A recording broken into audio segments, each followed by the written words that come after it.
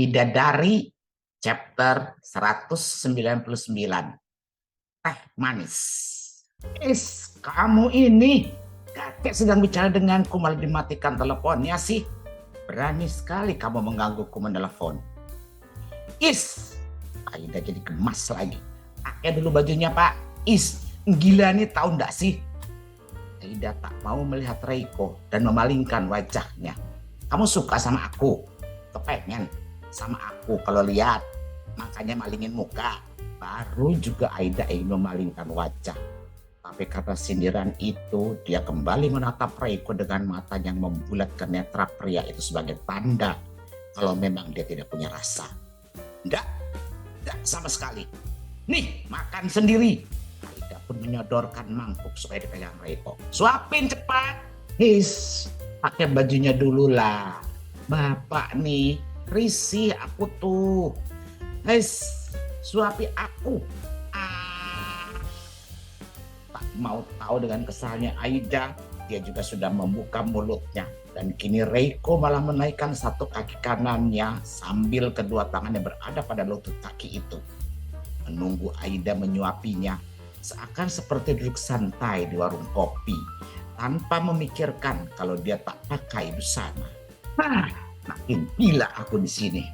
Kalau kamu keluar, aku telepon ibumu dan aku bilang, aku sakit dan ditelantarkan olehmu.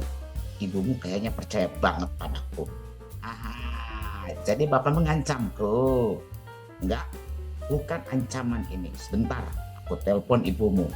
Reiko sudah memegang handphonenya, masih dengan kondisinya yang belum memakai apapun. Jangan Pak, sini saya suapi. Emosi. Aida pun mengambil banyak-banyak mie di sendok itu. Pelan-pelan menyuapinya. Ini masih agak panas. Aida makin gemas. Dia ingin menyemprot Reiko lagi, tapi sebentarlah. Aku telepon ibumu biar kamu sedikit lebih baik kalau mengurusku. Iya Pak, iya. Saya suapi bapaknya pelan-pelan. Nggak usah ngancem-ngancem saya lagi lah Pak. Kesal Aida membuat Reiko tersenyum penuh kemenangan dan menaruh lagi handphonenya di sebelah kanannya. Tapi bapaknya apa ndak tahu malu ya? Ndak mau pakai baju begitu.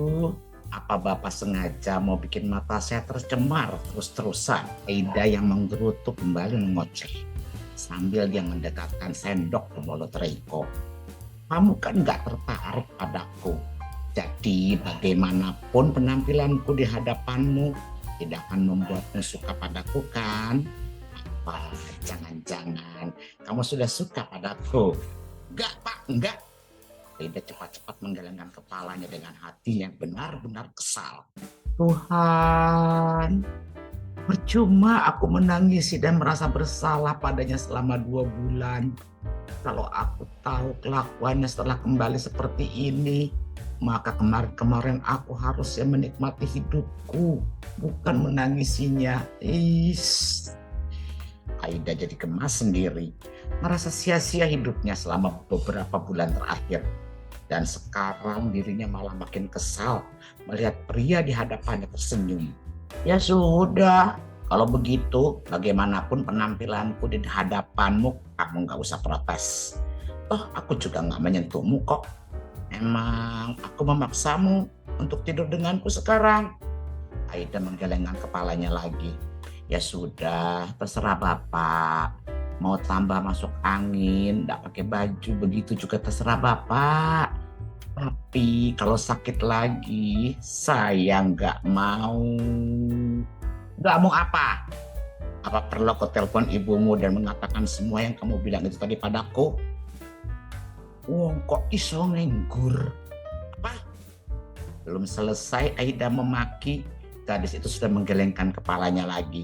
Sebab Reiko memotong dengan tangannya kembali memegang handphone yang siap menunjukkan nomor telepon ibunya. Makan nih Pak, habiskan. Dia bicara sambil memberikan suapan kepada Reiko. Tentu jangan ditanya bagaimana dia ngedumel dan marah-marah dalam benaknya itu. Semuanya serba tak beraturan di otak Aida. Tak pernah dia memakai orang seberantakan ini sebelumnya. Hei, lihat ini. Ah, tangan Bapak alasin coba dari kepala saya. Pokoknya saya tidak mau lihat itu. Tidak ada angin, tidak ada hujan. Tiba-tiba Reiko menggerakkan tangannya ke kepala Aida dan membuat Aida memekik. Buka matamu atau aku telepon ibumu. Si baik Aida tidak menumpahkan mie godok ke bagian yang sedang disuruh oleh Reiko untuk menatapnya. Kalau bukan tadi karena ancaman Reiko, Aida sudah berniat mengguyur itu karena kesal. Dia itu nggak bangun.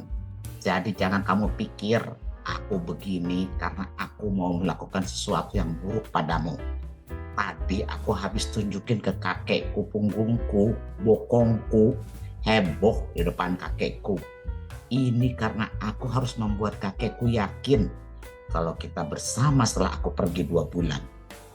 Memang kalau bangun itu seperti apa sih?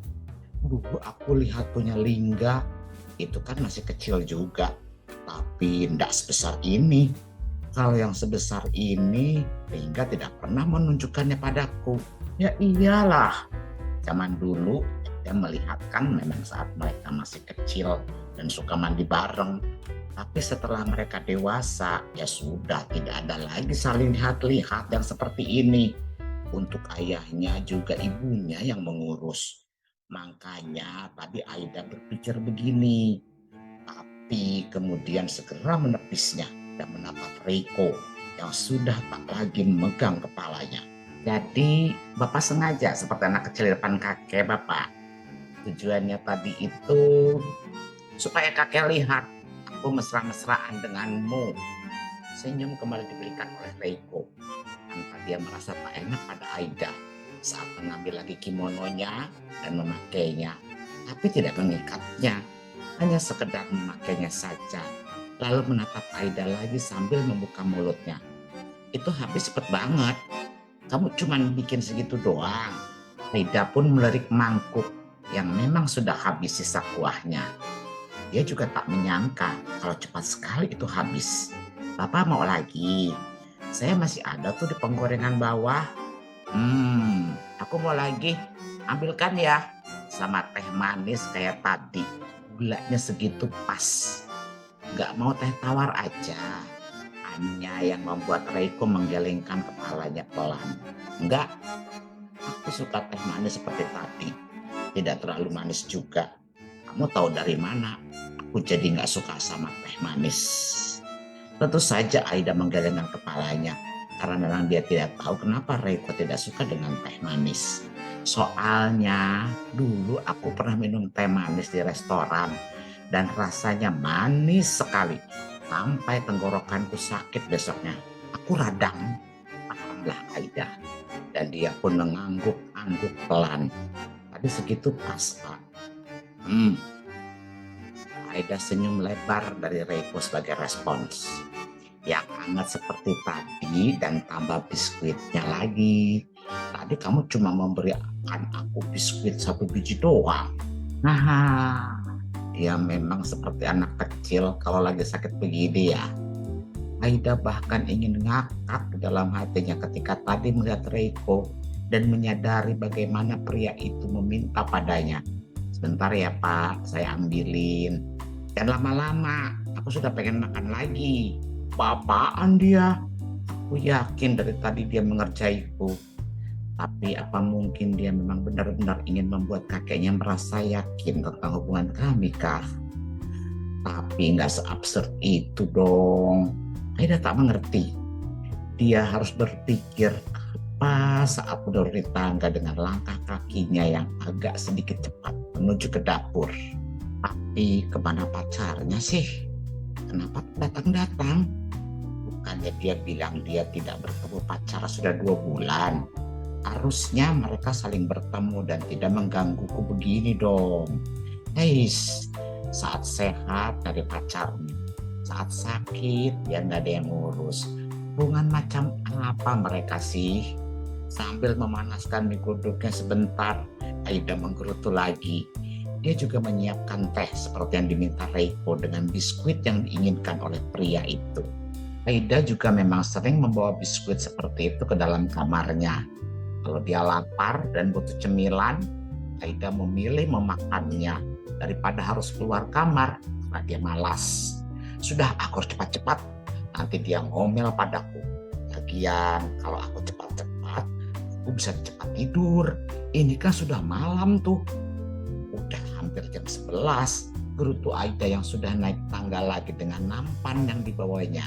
Sekarang agak penuh isinya, bukan hanya satu mangkok mie, tapi di sana ada teh dan biskuit. Aida tetap mengetuk. Masuk saja. Baru Aida membuka ketika mendengar suara itu. Namun tak langsung masuk, justru tercengang di pintu itu. Kenapa kamu di situ saja? Masuk sini cepetan. Aku sudah lapar.